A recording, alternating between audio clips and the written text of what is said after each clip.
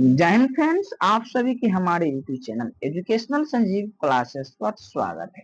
आज के इस वीडियो में देखने वाले हैं क्लास 10th यानी क्लास 10th हिंदी चैप्टर 4 नाखून क्यों बढ़ते हैं उनके लेखक परिचय और उसका ऑब्जेक्टिव क्वेश्चन। अगर आप इसका पिछले वीडियो यानी चैप्टर 1, 2, 3 का लेखक परिचय और ऑब्जेक्टिव क्वेश्चन नहीं देखे हैं तो उसे भी जाकर आप देख सकते हैं। आज के इस वीडियो में मुख्य रूप से हम देखने वाले नाखून क्यों बढ़ते हैं उनका लेखक परिचय और इनका ऑब्जेक्टिव क्वेश्चन। तो आइए हम वीडियो में आगे बढ़ते हैं।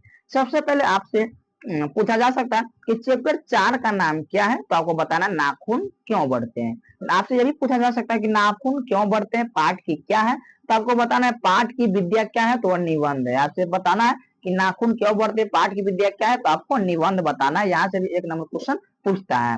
चलिए आइए लेखक परिचय की ओर चलते हैं, उसकी जीवनी की ओर चलते हैं। चलिए देखिए इसका लेखक परिचय क्या है कि रचनाकार यानी जो नाखून क्यों बढ़ते उनका जो लेखक क्या है, हजारी प्रसाद द्विवेदी जी। हजारी प्रसाद द्विवेदी, इसका जन्म हुआ है 1907 ईस्वी में उत्तर प्रदेश के बलिया में। ध्यान रखिएगा, इसका जन्म स्थान है उत्तर प्रदेश के बलिया में। ठीक है।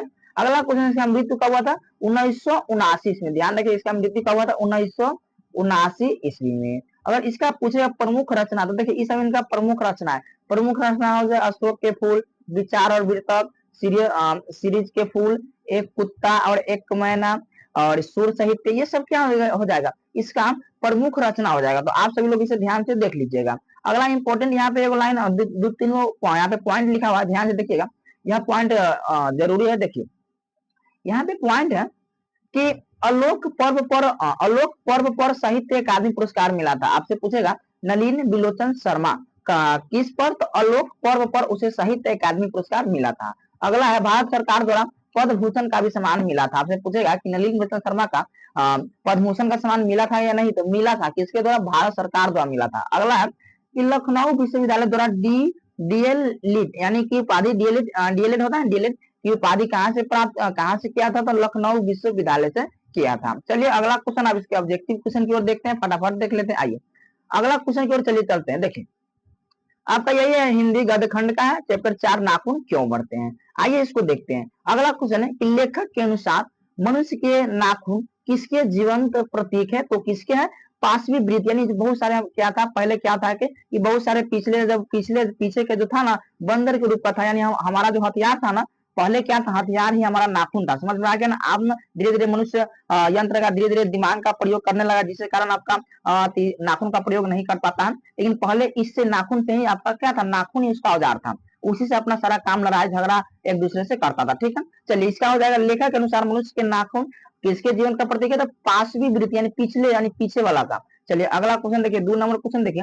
2 नंबर क्वेश्चन कर रहा है कि हजारी प्रसाद द्विवेदी का जन्म कब हुआ है, तो अभी ना बताया हजारी प्रसाद द्विवेदी का जन्म 1907 ईस्वी में। फटाफट कर लेते हैं क्योंकि ऑब्जेक्टिव क्वेश्चन है, टाइम नहीं लगाएंगे। ठीक है। अगला क्वेश्चन कर रहा है कि हजारी प्रसाद द्विवेदी किस निबंध के रचयिता है, तो जस्ट अभी बताया है नाखून क्यों बढ़ते, ऑप्शन नंबर बी हो जाएगा। अगला क्वेश्चन क्या करा, अगला क्वेश्चन देखिए। अगला नंबर क्वेश्चन कर रहा है, अगला नंबर क्वेश्चन कर रहा है, ध्यान दीजिएगा। अगला नंबर क्वेश्चन कर रहा है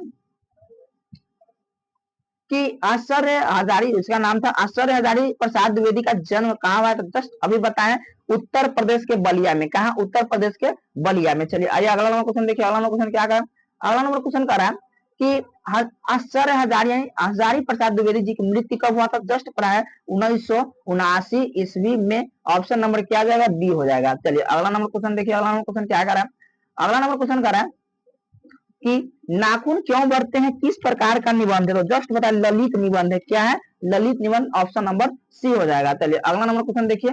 7 नंबर क्वेश्चन क्या करा? 7 नंबर क्वेश्चन करा कि नाखून क्यों बढ़ते हैं गद्य की कौन सी विद्या, तो गद्य की कौन सी विद्या, तो ललित निबंध। अभी जस्ट जाने ललित निबंध है, ऑप्शन नंबर डी होगा। चलिए अगला नंबर क्वेश्चन देखिए। अगला नंबर क्वेश्चन क्या करा? अगला नंबर क्वेश्चन कर रहा है कि अगला नंबर आपका क्वेश्चन कर रहा है, यहाँ पे देखिए ध्यान से कि अनाम दास का पोथा साहित्य किस भाषा का किस विद्या की रचना है, तो आपका हो जाएगा उपन्यास। ऑप्शन नंबर बी हो जाएगा। ध्यान से पढ़िएगा, बुक में लिखा हुआ उपन्यास। चलिए अगला नंबर क्वेश्चन देखिए। अगला नंबर क्वेश्चन कर रहा है कि द्विवेदी जी को आलोक पर्व पर कौन सा पुरस्कार मिला था, तो आलोक पर्व उसका मिला था साहित्य अकादमी पुरस्कार। ऑप्शन नंबर डी साहित्य अकादमी पुरस्कार। चलिए अगला नंबर क्वेश्चन देखिए। अगला नंबर क्वेश्चन क्या करा? अगला नंबर क्वेश्चन करा 10 नंबर क्वेश्चन करा कि कालिदास की ललित्य योजना किनकी रचना थी? तो कालिदास की ललित योजना किनकी रचना थी? तो आपका हो जाएगा नलिन नहीं, हजारी प्रसाद द्विवेदी। ध्यान रखिएगा यहाँ पर क्या हो जाएगा, हजारी प्रसाद द्विवेदी जी हो जाएंगे। और शायद पिछले हमको नलिन भूषण शर्मा बोला गया था ना, चलिए उसके लिए सॉरी, हजारी प्रसाद द्विवेदी हो जाएगा। चलिए अगला क्वेश्चन देखिए, अगला नंबर क्वेश्चन क्या करा, अगला क्वेश्चन करा कि मनुष्य को नाखून की जरूरत कब थी? तो मनुष्य का जस्ट अभी बताए थे कि मनुष्य के नाखून की जरूरत कब थी? जंगली जीवन में, यानी जंगली, यानी जब पहले मनुष्य क्या रखते थे, आदिवासी की तरह जंगली जीवन में रहते थे, उसका नाखून ही उसका हथियार होता था। ठीक है, ऑप्शन नंबर ए हो जाएगा। चलिए अगला नंबर क्वेश्चन देखिए, अगला नंबर क्वेश्चन करा कि असुरों के पास नहीं थे, क्या नहीं थे? असुरों के पास नहीं थे, लोहे और अस्त्र नहीं थे। ऑप्शन नंबर डी हो जाएगा। चलिए अगला नंबर क्वेश्चन देखिए, तेरह नंबर क्वेश्चन करा कि नकधर मनुष्य किस पर भरोसा करके आगे की ओर चल पड़ता था? तो वह किस पर? अपने एटम बम पर। क्या? एटम बम पर। चलिए अगला नंबर क्वेश्चन देखिए, आपका 14 नंबर क्वेश्चन क्या करा कि अल्पज्ञ पिता कैसा जीव होता है? तो अल्पज्ञ पिता कैसा जीव होता है? दयनीय होता है। ऑप्शन नंबर ए हो जाएगा। अगला क्वेश्चन देखिए, अगला क्वेश्चन क्या करा है, यहाँ पे देखिए अगला क्वेश्चन क्या करा है, अगला क्वेश्चन है कि तधीची की हड्डी से बना क्या था? तो आप बताइए किससे बना था तधीची की हड्डी? तो इंद्र का वज्र बना था। ये बहुत बढ़िया क्वेश्चन पूछा भी गया है। तधीची की हड्डी से क्या बना था? तो इंद्र का वज्र बना था। चलिए अगला नंबर क्वेश्चन देखिए, अगला नंबर क्वेश्चन यहाँ पे 16 नंबर क्वेश्चन क्या करा कि काम सूत्र किसकी रचना है? तो काम सूत्र किसकी रचना है? तो आपका हो जाएगा यहाँ पे वात्स्ययन के हो जाएगा, वात्स्ययन हो जाएगा, यानी वात्स्ययन के हो जाएगा आपका काम सूत्र, उनकी ही रचना है। चलिए अगला नंबर क्वेश्चन देखिए, अगला नंबर क्वेश्चन देखिए, अगला नंबर क्वेश्चन है आपका कि मनुष्य पहले मनुष्य का नाखून क्यों बढ़ाते थे? तो क्यों बढ़ाते थे? अपनी रक्षा के लिए बढ़ाते थे। ध्यान रखिएगा, अपनी रक्षा के लिए ही अपना मनुष्य नाखून बढ़ाते थे। चलिए अगला क्वेश्चन है कि अंग्रेजी भाषा के पत्र यानी इंडिपेंडेंस की घोषणा कब हुई थी? तो आपको पता होगा 15 अगस्त को हुई थी। ऑप्शन नंबर बी हो जाएगा। चलिए अगला नंबर क्वेश्चन देखिए, 19 नंबर क्वेश्चन क्या करा, 19 नंबर क्वेश्चन, अपने ही अधीन रहना को अंग्रेजी में हम क्या कहते हैं? यानी अपने ही अधीन में रहना क्या होता है? सेल्फ डिपेंडेंस हो जाएगा, self dependence. Option number D हो जाएगा। चलिए अगला नंबर क्वेश्चन देखिए, 20 नंबर क्वेश्चन क्या करा, 20 नंबर क्वेश्चन का देवताओं के राजाओं का वज्र कौन मुनि से कौन मुनि की हड्डियों से बना था? तो 10 अभी बताया, दधीची के हड्डी से बना था। चलिए अगला नंबर क्वेश्चन देखिए, अगला नंबर क्वेश्चन क्या है, 21 नंबर क्वेश्चन करा कि कल्पलता कल्पलता किनकी रचना है? तो किनकी हो जाएगा? हजारी प्रसाद द्विवेदी का। ऑप्शन नंबर ए हो जाएगा। चलिए अगला नंबर क्वेश्चन देखिए, 22 नंबर क्वेश्चन क्या करा, कितने वर्ष पहले भारतवासी नाखून को जम के संवारता था? कितने वर्ष पहले? लगभग 2000 वर्ष पहले की बात है, 2000 वर्ष की पहले का बात है। चलिए अगला नंबर क्वेश्चन देखिए, 23 नंबर क्वेश्चन क्या करा, 23 नंबर क्वेश्चन करा है कि मनुष्य को सुखी बनने हेतु भौतिक संसाधनों की वृद्धि करने की सलाह कौन लोग देते थे? तो कौन लोग देते थे? नेता लोग देते थे। ऑप्शन नंबर सी हो जाएगा। चलिए अगला नंबर क्वेश्चन देखिए, अगला नंबर क्वेश्चन है 24 नंबर क्वेश्चन क्या करा, यहाँ पे देखिए 24 नंबर क्वेश्चन करा कि देश की आजादी के लिए हजारी प्रसाद द्विवेदी ने अपने निबंध में किस शब्द को उपयुक्त बनाया था? किस शब्द को? तो स्वाधीनता। ऑप्शन नंबर बी हो जाएगा, स्वाधीनता को क्या बनाया था? उपयुक्त बनाया था। अगला क्वेश्चन कह रहा है कि कौन नाखून को जिलाए जा रहा था? कौन? तो वह मनुष्य हो जाएगा। ऑप्शन नंबर ए हो जाएगा। चलिए अगला नंबर क्वेश्चन देखिए, अगला नंबर क्वेश्चन यहाँ पे है, यहाँ पे देखिए अगला नंबर क्वेश्चन क्या करा कि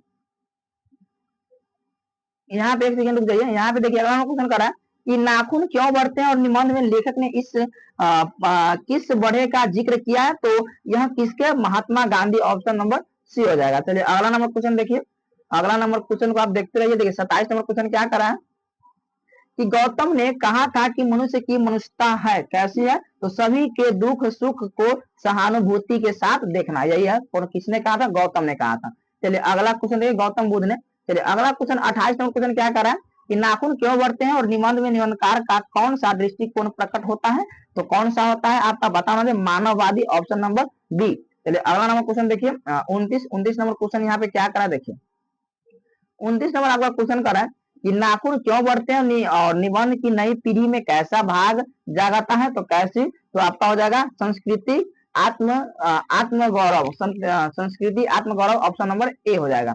चलिए 30 नंबर क्वेश्चन देखिए, 30 नंबर क्वेश्चन क्या कर रहा है कि हिंदी साहित्य की आदिकाल की रचनाकार कौन है? तो हो जाएगा आपका Hazari Prasad Dwivedi. Option number C हो जाएगा। चलिए अगला नंबर क्वेश्चन देखिए, अगला नंबर क्वेश्चन क्या कर रहा है, अगला नंबर क्वेश्चन कर रहा है यहाँ पे हजारी प्रसाद द्विवेदी, यहाँ पे एक बात ध्यान रखिएगा, हजारी प्रसाद द्विवेदी, यहाँ पे हजारी प्रसाद द्विवेदी है या आचार्य हजारी प्रसाद द्विवेदी है, यानी यही दोनों होता है, तो आप यही समझिए या समझिए, कोई बड़ी बात नहीं है। चलिए अगला क्वेश्चन देखिए 31 नंबर क्वेश्चन क्या करा है कि कौन सी रचना हजारी प्रसाद द्विवेदी की नहीं है, तो कौन नहीं है, तो इसका हो जाएगा माटी की मूर्ति, ये ऑप्शन नंबर बी नहीं है। चलिए अगला नंबर क्वेश्चन देखिए, अगला नंबर क्वेश्चन क्या करा 32 नंबर क्वेश्चन करा कि द्विवेदी जी ने निर्लज अपराधी किसे कहा है, तो किसे कहा है, नाखून को कहा, ऑप्शन नंबर ए हो जाएगा।